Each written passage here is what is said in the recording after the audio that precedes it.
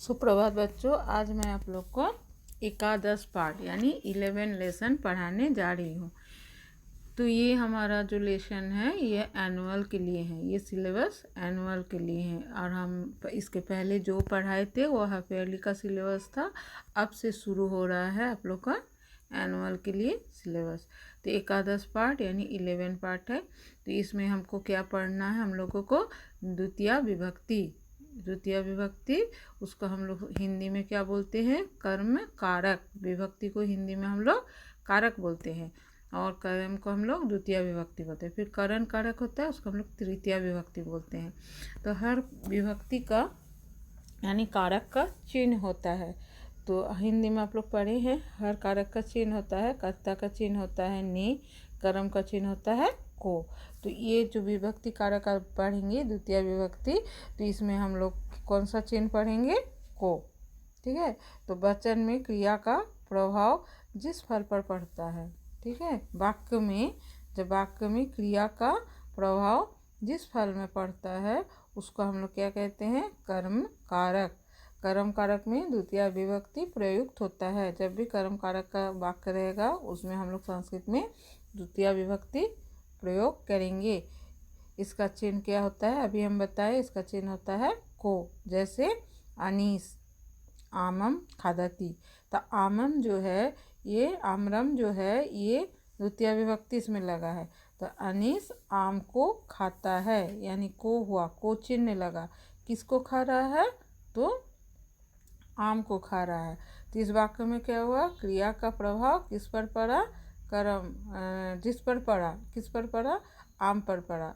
यानी अनीस खा तो रहा है लेकिन क्या खा रहा है, तो आम खा रहा है। तो ये आम्रम जो है ये इसमें द्वितीय विभक्ति लगा है। ये द्वितीय विभक्ति में हम लोग एक वचन में क्या लगाते हैं, मौ। जैसे बालकम, मौ लगाते हैं ना, बालकम, इसलिए हो गया आम्रम। अगर द्विवचन होता तो क्या करते, ओ लगाते, बालको।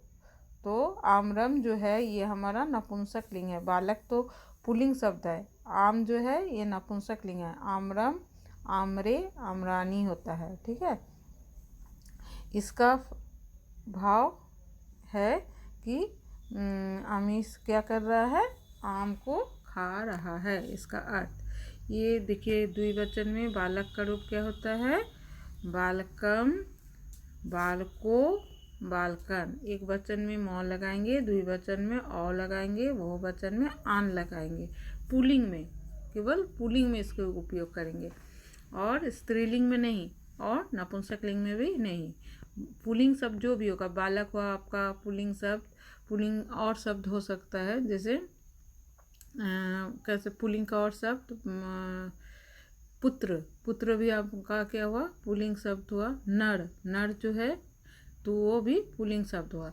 नरम, नरो, नारायण होता है। ठीक है। नर जो है वो पुल्लिंग शब्द है।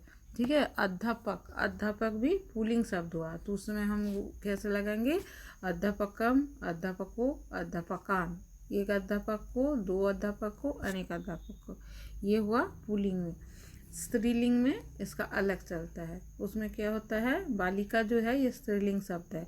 तो बालिकाम, बालिके, बालिका। तो एक वचन में क्या करेंगे, आम लगेगा, मौ लगेगा। द्विवचन में ए की मात्रा लगाएंगे, बहुवचन में विसर्ग लगाएंगे। तो जैसे लता, लता भी हमारा स्त्रीलिंग शब्द है। तो क्या है, लता में हो गया लताम, लते, लता। द्विवचन में क्या होगा, लता, लताम, लते, लता। ये स्त्रीलिंग शब्द हुआ। जितनी भी स्त्रीलिंग शब्द है उसको हम लोग यही विभक्ति जोड़ के एक वचन, द्विवचन और बहुवचन बनाएंगे। अब है नपुंसकलिंग। नपुंसकलिंग में भी हम लोग मौ लगाते हैं एक वचन में, द्विवचन में एक ही मात्रा लगाते हैं और बहुवचन में आनी लगाते हैं। जैसे फल, फल जो है ये नपुंसकलिंग है। फलम एक फल को, फले दो फल को, फलानी अनेक फल को। तो ये नपुंसकलिंग और द्वितीय विभक्ति हुआ। उसी तरह पुस्तक, पुस्तक जो है ये हमारा नपुंसकलिंग है ना, ये स्त्रीलिंग में आता है ना पुल्लिंग में आता है, ये नपुंसकलिंग है। तो उसका रूप द्वितीय विभक्ति में कैसे लिखेंगे, पुस्तकम, पुस्तके, पुस्तकानी। उसी तरह चक्र अगर रहेगा चक्का तो क्या लिखेंगे हम, चक्रम, चक्रे, चक्रानी, यानी एक चक्का, दो चक्का, अनेक चक्का। तो ये तीनों लिंग जो है पुल्लिंग, स्त्रीलिंग, नपुंसक लिंग का ये कर्म कारक का यानी द्वितीय विभक्ति का रूप है। इसको याद करना पड़ेगा आप लोग को, किसमें क्या लगा के हम वचन में परिवर्तन करते हैं। अब देखिए कुछ वाक्य नीचे आप लोग का दिया हुआ है कर्म कारक का, ठीक है। तो क्या है कि माता कम पश्यति, ये किम का रूप है कम, ठीक है। द्वितीय विभक्ति किम मतलब क्या होता है, इसका द्वितीय विभक्ति में कम हो गया। तो माता क्या देख रही है, ठीक है। माता यानी किसको देख रही है, यहाँ पर को चिन्ह लगेगा तो माता किसको देख रही है।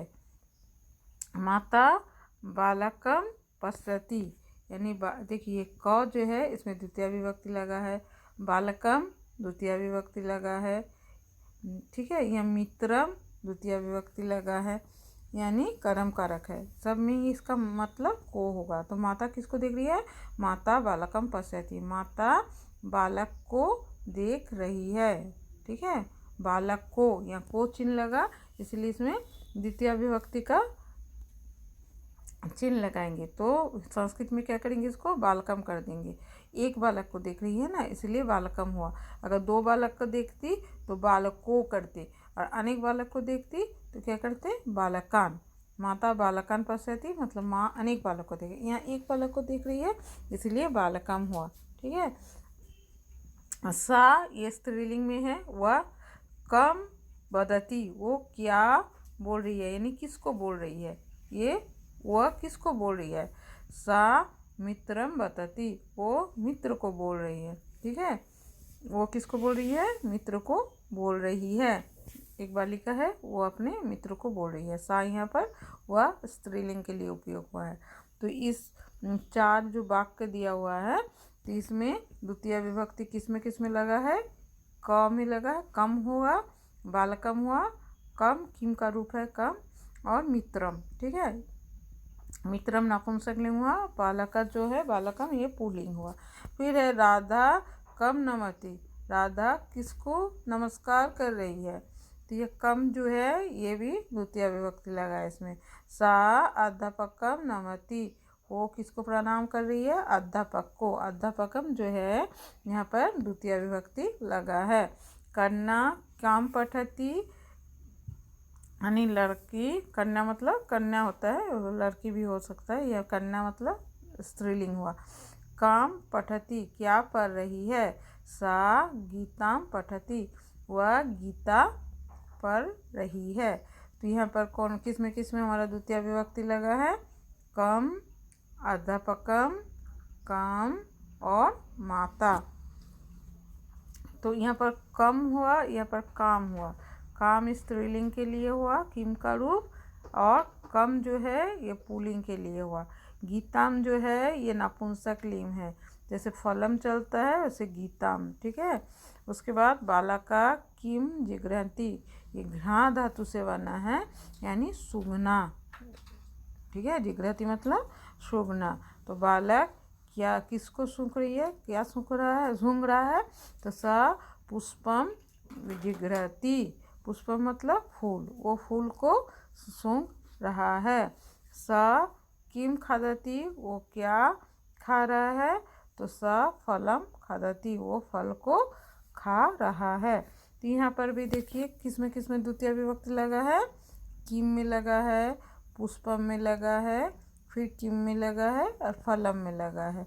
ये सब हमारा द्वितीय विभक्ति उपयोग हुआ है।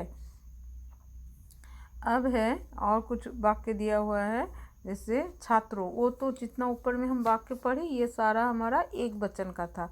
अब जो वाक्य पढ़ेंगे ये हमारा द्विवचन का है, यानी छात्रों पुस्तकें पठता।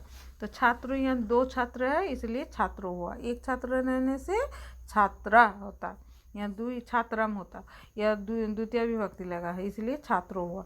तो छात्रों दो छात्र यानी स्टूडेंट विद्यार्थी पुस्तकें पठता, पुस्तक को पढ़ रहे हैं। तो पुस्तकें जो है ये दो पुस्तक पढ़ रहे हैं इसलिए पुस्तकें हुआ। पुस्तक नपुंसक लिंग है, इसीलिए पुस्तकें हुआ। इसमें द्वितीय विभक्ति यानी कर्म कारक हुआ है। छात्रा लेखम लिखती, छात्र लेख लिखता है। एक छात्र है, एक वचन का सेंटेंस है।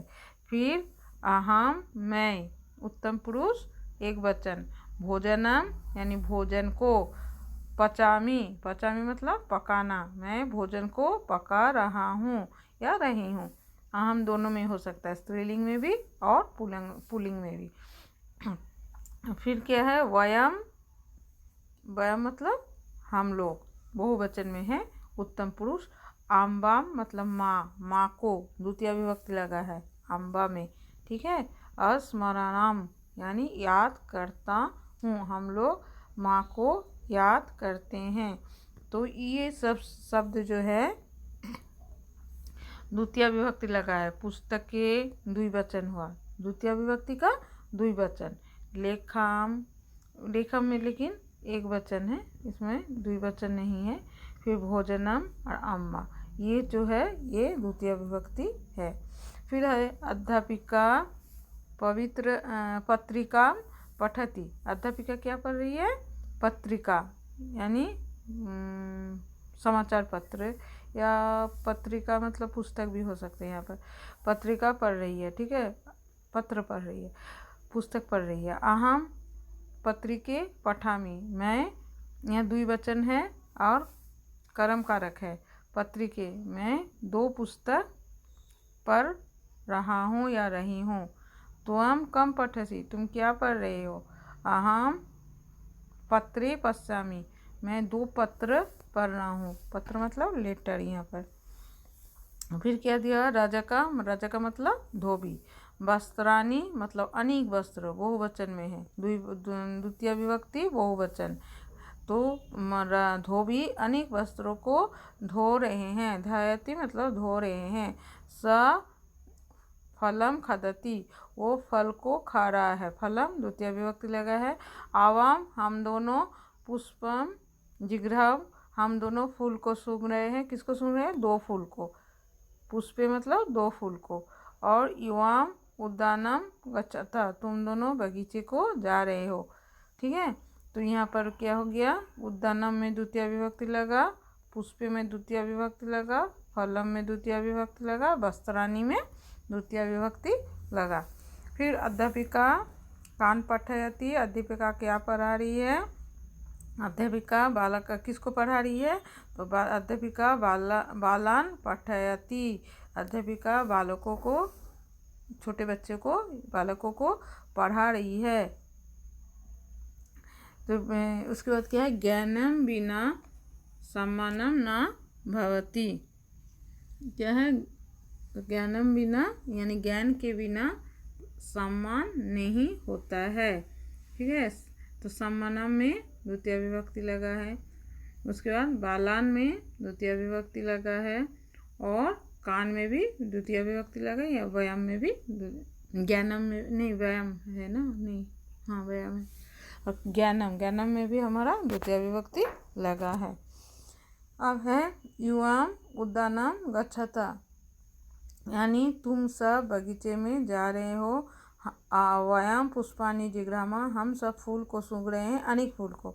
पुष्पम बिना उद्यानम वृथा अस्ति, पुष्प के बिना यानी फूल के बिना बगीचा बेकार है।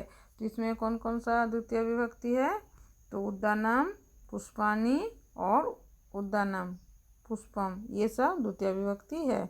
सैनिका यानी अनेक सैनिक, बहुवचन में है। देशम रक्षन्ति, अनेक सैनिक देश को रक्षा करते हैं, देशम द्वितीय विभक्ति लगा है। ते राष्ट्रध्वजम नमन्ति, वे राष्ट्रध्वज को प्रणाम कर रहे हैं, वे सब, ते मतलब वे सब, राष्ट्रध्वजम में द्वितीय विभक्ति लगा है। और क्या है, भारतीय राष्ट्रध्वजम नमति, भारतवासी राष्ट्रध्वज को प्रणाम करते हैं, तो इसमें भी हमारा द्वितीय विभक्ति लगा है। तो आप इस पार्ट में हम क्या पढ़ें कि कर्म कारक द्वितीय विभक्ति, इसका कारक चिन्ह है को, और एक वचन, द्विवचन और बहुवचन में हम किस प्रकार इसको उपयोग करते हैं और इसको परिवर्तन किस प्रकार करते हैं।